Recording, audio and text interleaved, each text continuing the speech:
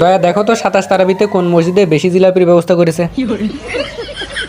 Sir এই যে 15টা মসজিদের লিস্ট, এই মসজিদগুলোতে জিলাপির পরিমাণ বেশি থাকে, আর উপরে যে 5টা মসজিদ আছে এখানে কিন্তু চমচমও দেয়, অনেকে আবার দানাদার সাথে বাতাসাও দেয়। স্যার আপনি তো তারাবি পড়তে না যে বিয়ার র্যাঙ্ক পুষদেন, তাহলে জিলাপির খবর নিয়ে আপনি কি করবেন? আরে অভিজিৎ, এবারের রোজা ইফতারিতে মুড়ির সাথে জিলাপি মাখিয়ে একদমই খাওয়া হয় নাই, এজন্য 27 তারাবিতে জিলাপি গুছিয়ে বাকি 2 দিন শান্তি করে ইফতারিতে মুড়ির সাথে জিলাপি মাখিয়ে খাবো। শোনো, 27 তারাবি অর্থাৎ কদর রাতে পোলাপান সব যাবে নামাজ পড়তে, তার মানে কেউ গেম খেলবে না। এই সময়টাতে আমি বিয়ার র্যাঙ্ক পুশ দিয়ে গ্র্যান্ড মাস্টার উঠে যাবো।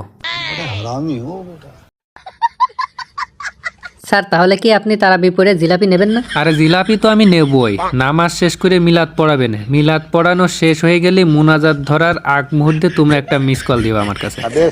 তোমরা মিস কল দিলে আমি সাথে সাথে মসজিদে যাব, যাইয়ে জিলাপি নিয়ে চলে আসবো। এটা মানতেই হবে স্যার, বদ বুদ্ধিতে আপনার মাথায় একদম গিজে না।